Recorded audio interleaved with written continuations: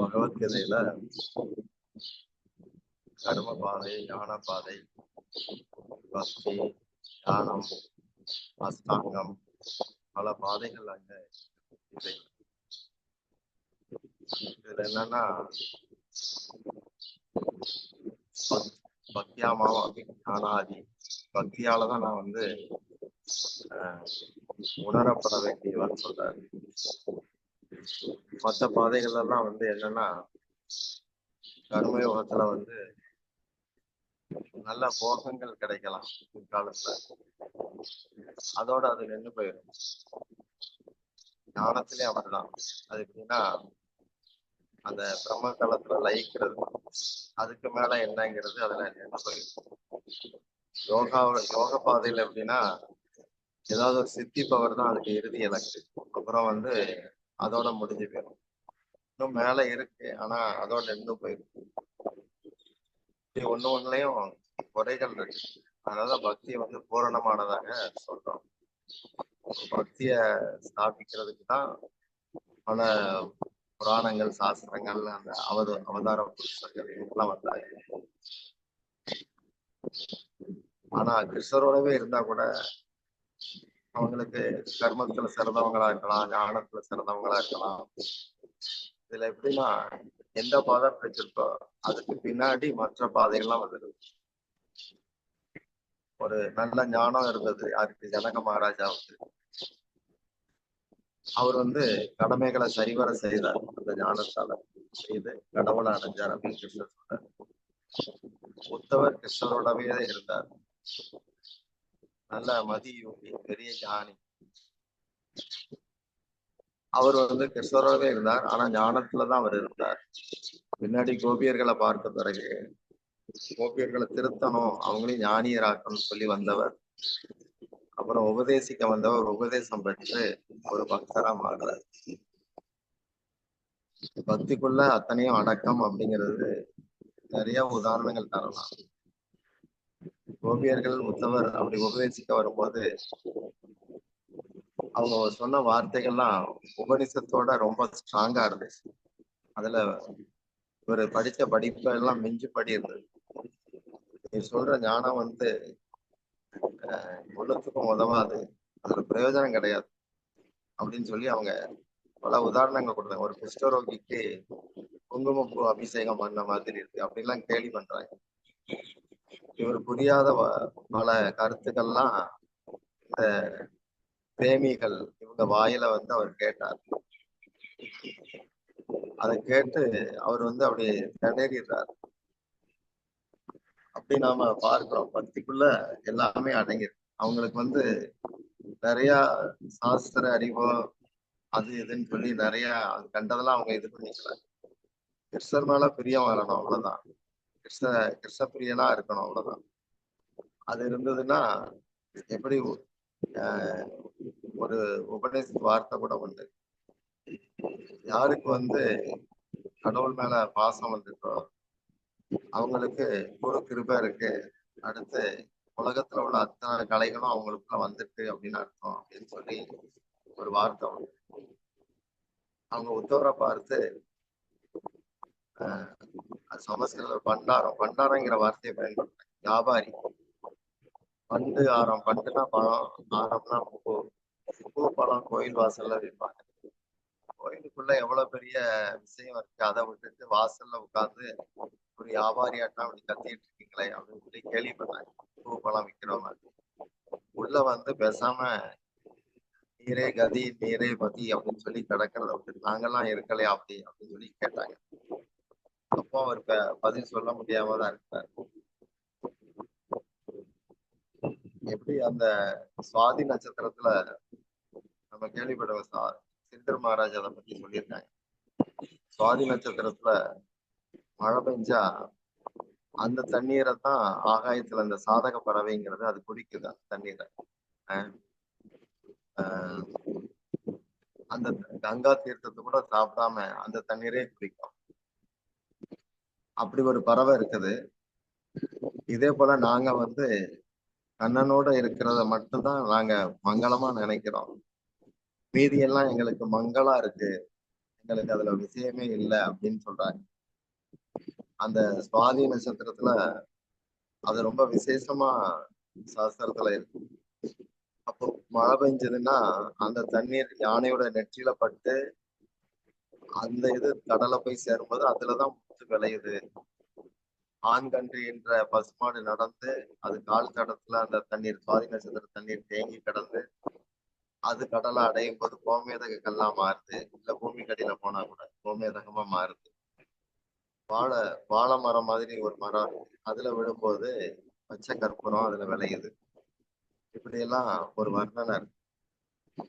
நாங்க அந்த நட்சத்திரத்துல சுவாதியில நட்சத்திரத்துல விழக்கூடிய தண்ணீர், அந்த சுவாதிக்குன்னு ஒரு ஏரியா இருக்கு, அங்கதான் அந்த பறவை போய் நின்றுட்டு மழை பெய்யறப்போது அந்த தண்ணீரை பருகுது.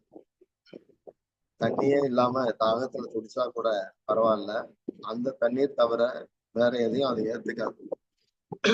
நாங்களும் அப்படிதான், கண்ணனுடைய நினைப்ப எவ்வளவு துடிச்சாலும் எங்களுக்கு அதை பத்தி ஒண்ணும் இல்லை, நாங்க வேற எதையும் ஏத்துக்க மாட்டோம் அப்படின்னு சொல்லி அவங்க உறுதிப்பட சொன்னாங்க.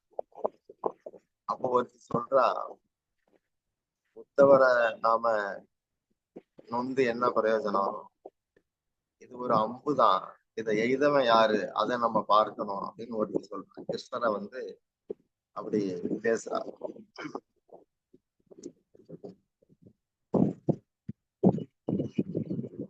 ஒருத்தருக்கு எவ்வளவுதான் ஆஹ் உள்ளுக்குள்ள ஒரு ஆழமான தேவை ஏதோ ஒண்ணு இருக்கும்போது, எவ்வளவுதான் அவருக்கு வேற எதை கொடுத்தாலும் அவங்களுக்கு நிறைவு ஏற்படாது. எங்களுடைய தேவை கிருஷ்ண உணர்வு. நாங்க அப்படி இருக்கும்போது இது சம்மந்தம் இல்லாம ஏதோ ஒண்ணா சொல்லிட்டு இருக்கீரே அப்படின்னு சொல்லி வேதனை பண்றாங்க. ஏன் இப்படி சுயநலமா இருக்கீங்க, எல்லாரும் இப்படித்தான் இருக்கீங்க, கண்ணனோட சேர்ந்தாலே இப்படி ஆயிருங்க போல அப்படின்னு ஒருத்தி தேடி பண்றா.